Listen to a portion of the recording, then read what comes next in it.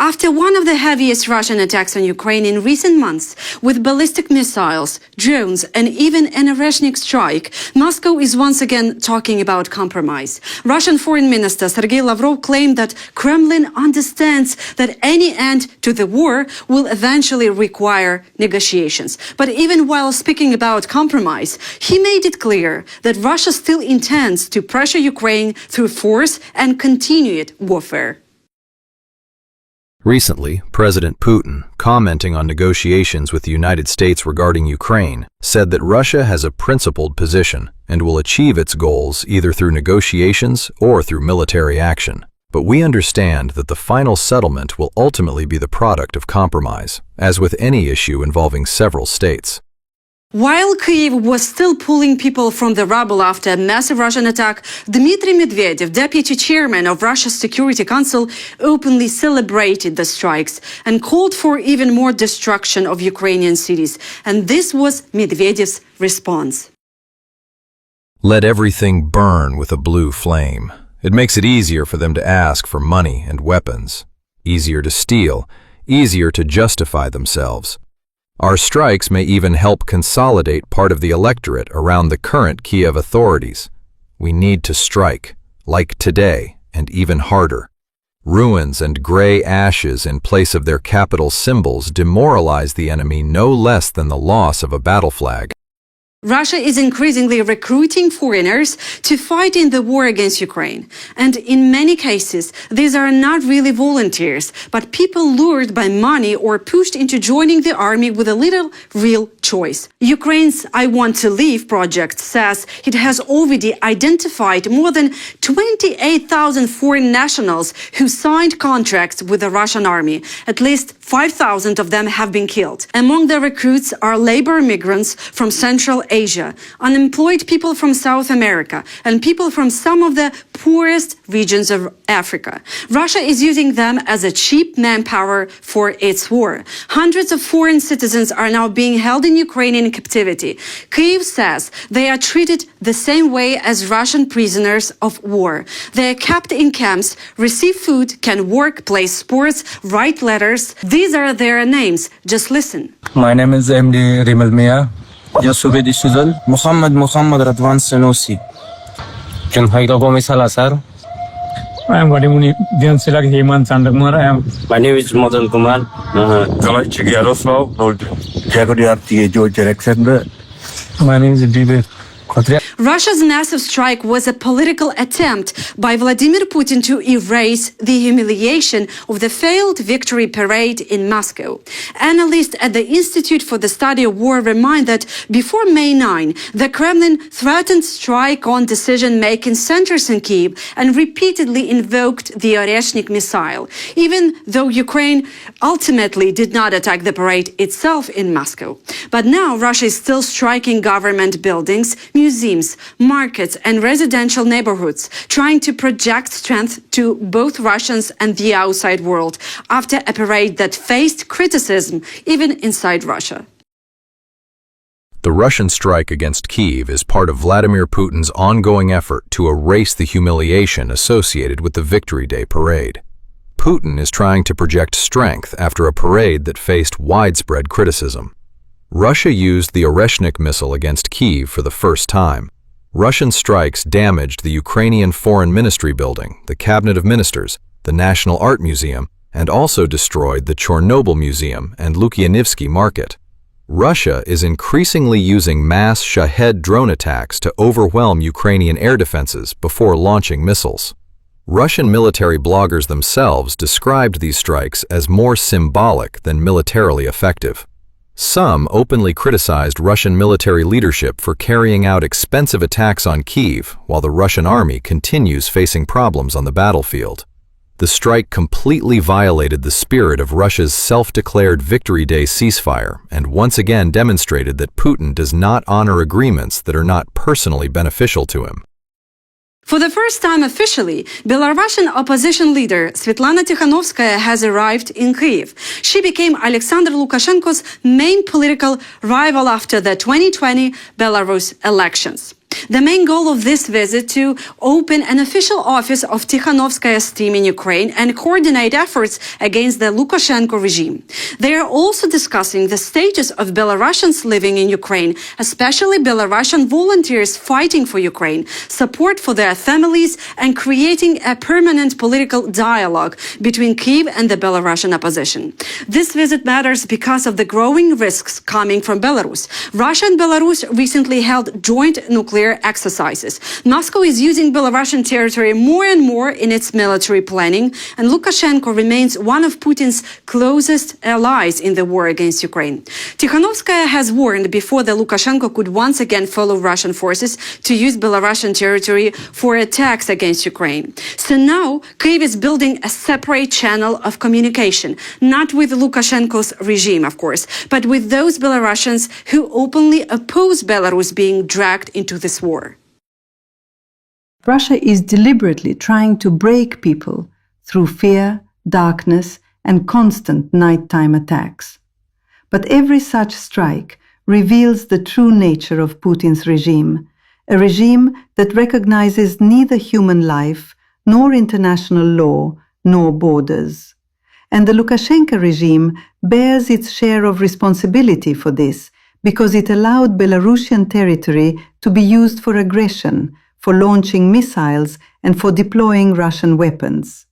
But I want Ukrainians to know, Belarusians stand with you.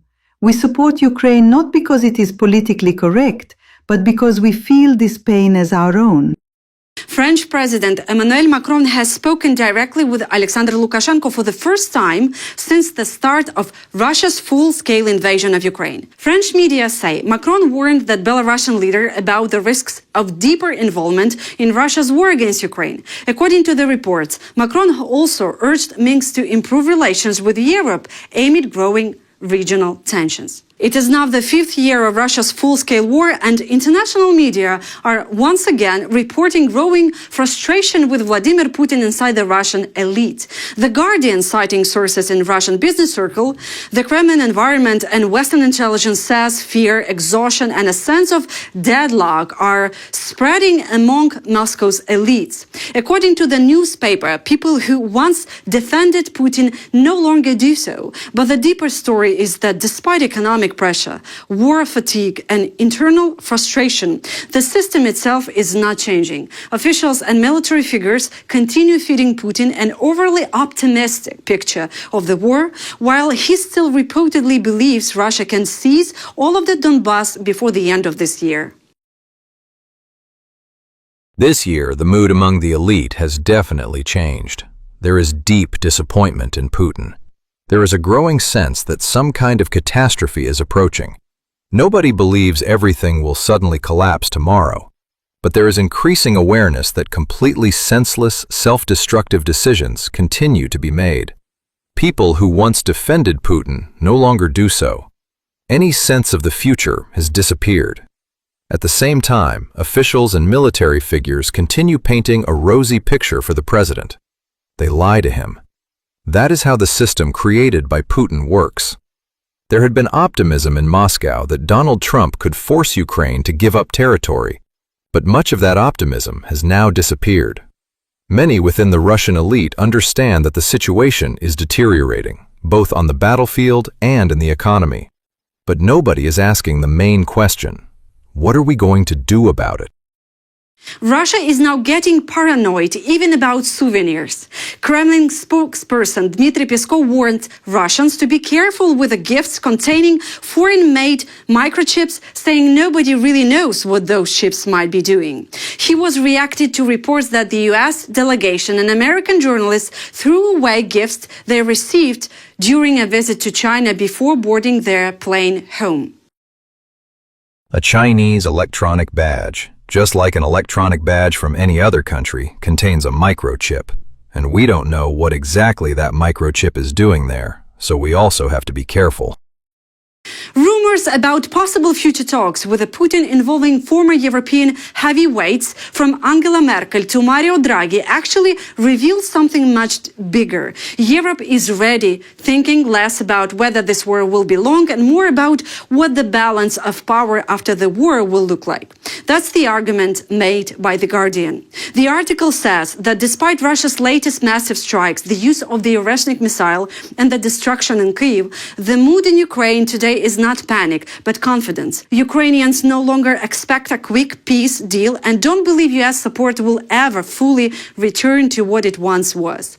But at the same time, they see Russia slowing down on the battlefield and cracks growing inside the Russian economy. The Guardian also points out that Ukraine has effectively built its own defense industry around drone warfare, while Europe increasingly understands that supporting Ukraine is no longer just about solidarity, it's about Europe's own security too. Ukrainians have no illusions. They survived another devastating winter in which Russia destroyed much of the country's energy infrastructure, and they expect another brutal winter ahead. They have already accepted what they see as America's betrayal after Donald Trump's return to power, and no longer believe U.S. military support will come back at previous levels. At the same time, Ukrainians see that Russia's offensive is moving slower and slower, almost grinding to a halt, despite tens of thousands of casualties every month. Cracks in the Russian economy are becoming more visible. Russia has turned itself into a war economy, to the point where many other sectors are simply degrading. But that does not mean Putin will stop. Quite the opposite. And that is exactly why confidence inside Ukraine is growing. 4 years ago, Ukraine depended entirely on foreign military aid. But today, around 60% of the military capabilities used by Ukrainian forces are produced domestically. More and more European defense companies want to work with Ukrainian manufacturers. Ukrainians also increasingly believe Europe will not abandon them, not because of emotions or solidarity, but because Europe now understands its own interests are directly tied to Ukraine's survival. But Europe does not seem ready to abandon the idea that sooner or later someone will still have to negotiate with the Kremlin. And one of the names now increasingly mentioned as a possible European negotiator is Finnish President Alexander Stubb. Stubb himself did not rule out such a role, saying it would probably be difficult to answer no to that question, but also stressing that no real peace talks can begin before Russia agrees to a ceasefire. Finnish newspaper Helsingin Sanomat reports that European leaders are already discussing possible future formats for high-level talks with Moscow and looking for someone who could eventually represent Europe in that process. Even though everything is still at an early stage, the discussions themselves show that Europe still believes that sooner or later it may have to sit down with the Kremlin. The real question is from what position of strength and on whose terms. Europe is now seriously preparing to open high-level political negotiations with Russia aimed at ending the war in Ukraine. President Alexander Stubb's name is being strongly mentioned as Europe searches for a possible representative for future peace talks. Diplomatic sources describe a process that is still in its early stages, but increasingly serious. Several European leaders are being discussed for the role, but Stubb is seen as one of the strongest potential candidates because of his international profile, security expertise, and understanding of Russia. European diplomats also stress that no serious negotiations can happen before Russia agrees to a ceasefire. At the same time, Europe is preparing for a situation in which it may need to play a much larger independent role in negotiations over the war. And Finnish president says he actually sees the overall picture for Ukraine more optimistically right now. He says if you look beyond the emotions and focus on the numbers, Ukraine's position is stronger than it may seem after Russia's massive strike. The math now shows that Ukraine's position in this war is better than ever before. Russia's offensive is slowing down. Ukraine has managed to stabilize the front. And at the same time, Europe is taking on more and more responsibility for supporting Ukraine. Ukraine is no longer just asking for weapons, it is mass-producing combat drones itself. Fox News went inside hidden facilities in western Ukraine, where former students and office workers now work around the clock building kamikaze drones and systems to intercept Russian Shaheds. What started as a wartime improvisation has become one of the fastest-growing military drone industries in the world. And Ukrainian manufacturers are now producing thousands of drones using direct battlefield feedback, while foreign partners, Americans, Canadians, and Europeans are coming to Ukraine for data, experience, and lessons from the front line. What began as an improvised wartime effort has evolved into one of the world's fastest-growing military drone industries. One Ukrainian official says Kyiv now leads NATO in battlefield innovation and can offer hard-won lessons for the US and Israel as they confront the same Iranian drone technology across the Gulf. Cheap drones now allow small battlefield units to identify and destroy tanks, armored vehicles, and even sophisticated air defense systems that once required expensive missiles or fighter aircraft. That transformation is visible throughout western Ukraine, where defense technology hubs, secret workshops, and testing sites now operate, while in the cities, air raid sirens regularly interrupt daily life. That's all for now. Thank you for watching.